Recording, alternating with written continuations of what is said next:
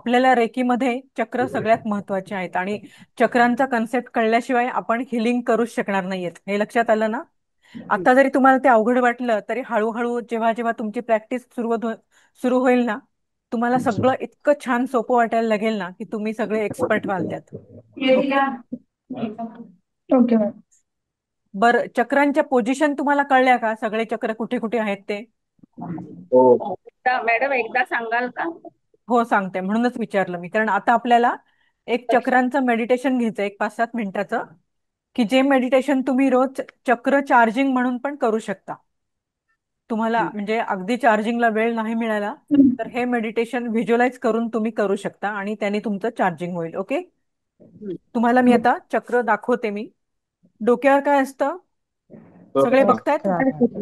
हा, तुम्ही सांगा, मी तुम्हाला दाखवते. इथे काय? सहस्त्राचक्र. हा, इथे आज्ञाचक्र.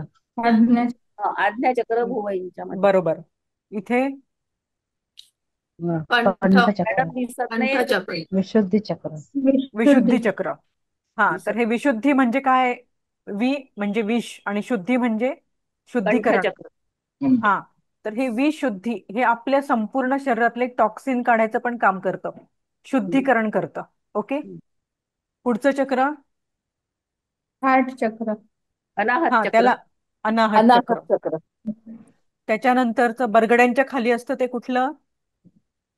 मणिपूर. जिथं मणिपूर आपल्या चक्र. बरगड्या संपतात तिथे खाली मध्यभागी नाभीच्या वर 3 बोटं, मणिपूर चक्र. मणिपूर चक्र.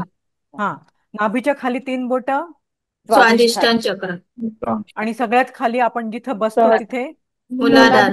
मूलाधार चक्र. आता मला कलर सांगा बरं सहस्रारचा. त्याचा जांभळा. जांभळा. आज्ञाचक्र कुठला? आज्ञाचक्राचा निळा. निळा. विशुद्धी चक्र आकाशी.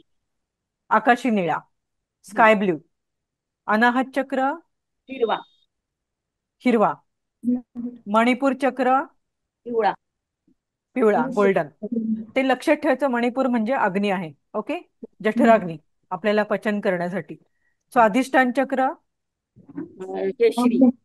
नारंगी. हा, केशरी नारंगी. हा, आणि सगळ्यात खालचा मूलाधार चक्र कुठला कलर? लाल. रेड. लाल. लाल. हा, बस.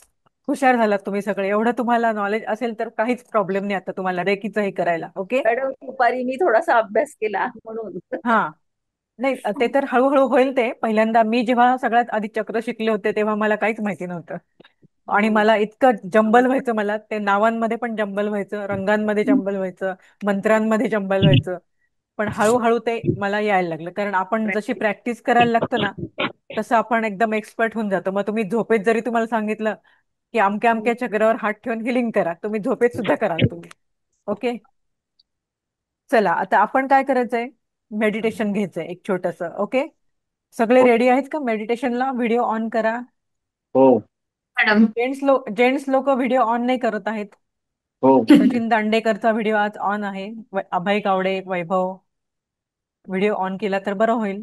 म्हणजे जरा एनर्जी एक्सचेंज होतं. आपल्याला माहितीये, आपण एकमेकांकडे बघतो तेव्हा आपल्या डोळ्यामधून 80% एनर्जी बाहेर पडते, हातांमधून 10% आणि पायांमधून 10%.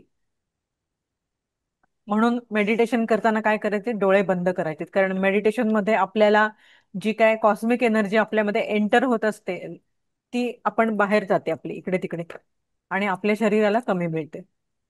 आणि आपण जेव्हा इथे आता एनर्जी बद्दल बोलतोय, सगळेजण एकमेकांकडे पाहतायत, तर डोळे उघडे आहेत तर आपल्याला एनर्जी चांगल्या प्रकारे आपली देवाणघेवाण आदान प्रदान होईल आणि एनर्जीचा एक कलेक्टिव्ह असा माहोल तयार होईल. ओके. आपण ज्याचं स्मरण करतो ते इथे हजर असतं. तुम्हाला माहिती आहे ना, कृष्णाने सांगितलंय ना, जिथं माझं स्मरण होईल तिथे मी हजर आहे. मग एनर्जी म्हणजे कोण आहे? शक्ती, पार्वती, कालीमाता, चंडी, लक्ष्मी, सरस्वती, मा भगवती. ह्या एनर्जी बद्दल आपण बोलतो आहोत, आपण तिचं स्मरण करतो आहोत, तर ती सुद्धा इथे साक्षात हजर आहे. आणि आपल्याला जर तिचा लाभ घ्यायचा असेल तर आपण काय करायचं, व्हिडिओ ऑन करायचं, म्हणजे आपल्याला पण ती मिळते एनर्जी. ओके. तर आता सगळेजण मेडिटेशनच्या कम्फर्टेबल पोझिशन मध्ये बसा. खुर्चीवर असाल तर पाय खाली सोडले तरी चालतील, मांडी घातलं तरी चालेल. तुम्हाला जसं कम्फर्टेबल वाटेल तसं सगळेजण बसा.